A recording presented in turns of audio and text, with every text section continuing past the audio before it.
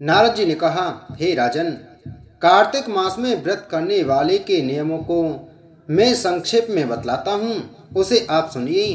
व्रती को सब प्रकार के आमिष, मांस, उड़द, राई, खटाई तथा नशीली वस्तुओं का त्याग कर देना चाहिए।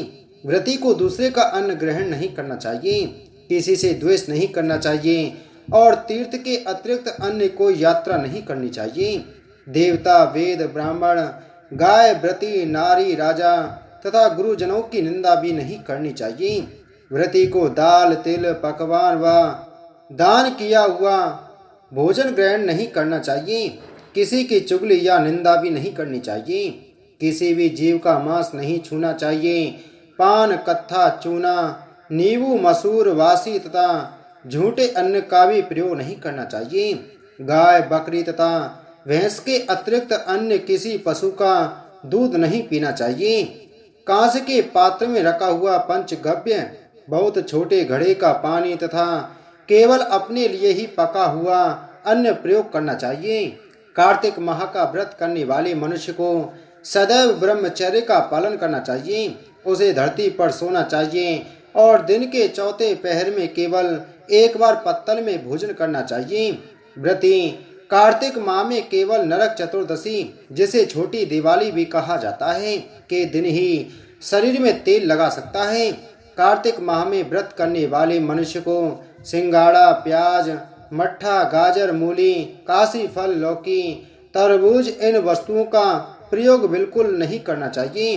रजस्वला, चांडाल, पापी, मलेच्छ, पतित, व्रतहीन, ब्राह्मण द्रोही और नास्तिकों से बातचीत नहीं करनी चाहिए। भगवान विष्णु को प्रसन्न करने के लिए अपनी शक्ति के अनुसार चंद्रायण आदि का व्रत करना चाहिए और उपयुक्त नियमों का पालन करना चाहिए।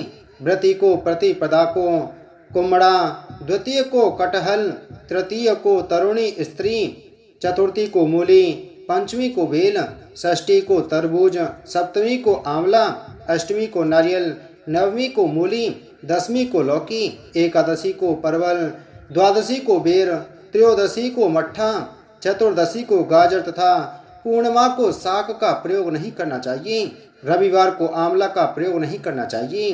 कार्तिक माह में व्रत करने वाला मनुष्य यदि इन शाकों में से किसी शाक का सेवन करना चाहे तो पहले ब्राह्मण को देखकर ग्रहण करे।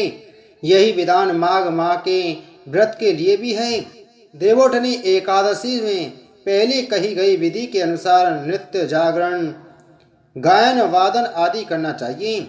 इसको विधि पूर्वक करने वाले मनुष्य को देखकर यमदूत ऐसे भाग जाते हैं जैसे सिंह की गर्जना से हाथी भाग जाते हैं। कार्तिक माह का व्रत सभी व्रतों में श्रेष्ठ है।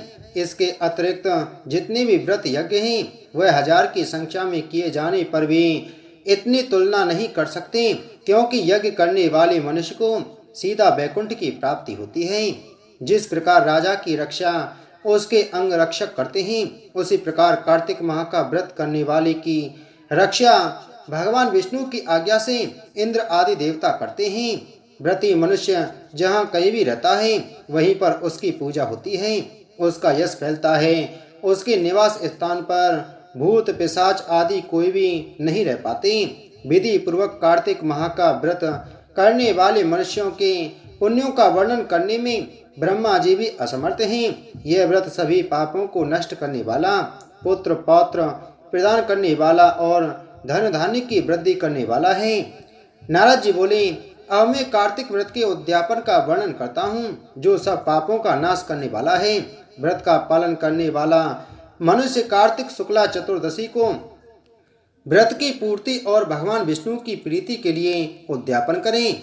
तुलसी के ऊपर एक सुंदर मंडप बनवावे, उसे केले के खम्भों से संयुक्त करके नाना प्रकार की धातुओं से उसकी विचित्र शोभा बढ़ावे। मंडप के चारों ओर दीपकों की श्रेणी सुंदर ढंग से सजाकर रखें। उस मंडप में सुंदर बंदरवानों से सुशोभित 4 दरवाजे बनावे और उन्हें फूलों से तथा चवर से सुसज्जित करें। द्वारों पर पृथक पृथक मिट्टी के द्वारपाल बनाकर उनकी पूजा करें। उनके नाम इस प्रकार हैं: जय, विजय, चंड, प्रचंड, नंद, सुनंद, कुमुद और कुमुदाक्ष। उन्हें चारों दरवाजों पर दो दो के क्रम में स्थापित कर भक्ति पूर्वक पूजन करें। तुलसी की जड़ के समीप 4 रंगों से सुशोभित सर्वतोभद्र मंडल बनावे और उसके ऊपर पूर्ण पत्र तथा पंच रत्न से संयुक्त कलश की स्थापना करें। कलश के ऊपर शंख चक्र गदाधारी भगवान विष्णु का पूजन करें। भक्ति पूर्वक उस तिथि में उपवास करें तथा रात्रि में गीत वाद कीर्तन आदि मंगलमय आयोजनों के साथ जागरण करें। जो भगवान विष्णु के लिए जागरण करते समय भक्ति पूर्वक भगवत संबंधी पदों का गान करते हैं वे सैकड़ों जन्मों के पाप राशि से मुक्त हो जाते हैं। जो मनुष्य भगवान के निमित्त जागरण करके रात्रि भर भगवान का कीर्तन करते हैं उनको असंख्य गोदान का फल मिलता है।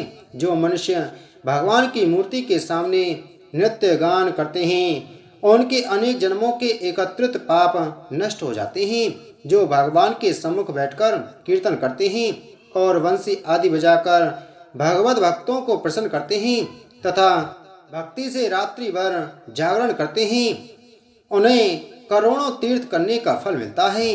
उसके बाद पूर्णमासी में एक सपत्नीक ब्राह्मण को निमंत्रित करें।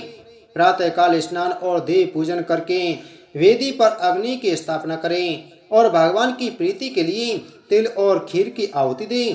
होम की शेष विधि पूरी करके भक्ति पूर्वक ब्राह्मणों का पूजन करें और उन्हें यथाशक्ति दक्षिणा दें। फिर उनसे इस प्रकार क्षमा प्रार्थना करें, आप सब लोगों की अनुकंपा से मुझ पर भगवान सदैव प्रसन्न रहें। इस व्रत को करने से मेरे 7 जन्मों के किए हुए पाप नष्ट हो जाएं और मेरी संतान चिरंजीवी हो। इस पूजा के द्वारा मेरी सभी मनोकामनाएं पूर्ण हों। मेरी मृत्यु के पश्चात मुझे अतिशय दुर्लभ विष्णु लोक की प्राप्ति हो। पूजा की समस्त वस्तुओं के साथ गाय भी गुरु को दान में दें। उसके पश्चात घर वालों और मित्रों के साथ स्वयं भोजन करें। भगवान द्वादशी तिथि को शयन से उठें, त्रयोदशी को देवताओं से मिले और चतुर्दशी को सबने उनका दर्शन एवं पूजन किया। इसलिए उस तिथि में भगवान की पूजा करनी चाहिए। गुरु की आज्ञा से भगवान विष्णु की स्वर्णमयी प्रतिमा का पूजन करें। इस पूर्णिमा को पुष्कर तीर्थ की यात्रा श्रेष्ठ मानी गई है। कार्तिक माह में इस विधि का पालन करना चाहिए। जो इस प्रकार कार्तिक के व्रत का पालन करते हैं वे धन्य और पूजनीय हैं, उन्हें उत्तम फल की प्राप्ति होती है। जो भगवान विष्णु की भक्ति में तत्पर हो कार्तिक में व्रत का पालन करते हैं उनके शरीर में स्थित सभी पाप तत्काल नष्ट हो जाते हैं। जो श्रद्धा पूर्वक कार्तिक के उद्यापन का महत्तम सुनता या सुनाता है वह भगवान विष्णु का सायुज्य प्राप्त करता है। कार्तिक मास महत्तम 8वां अध्याय संपूर्ण। बोलो कार्तिक के ठाकुर की जय हो।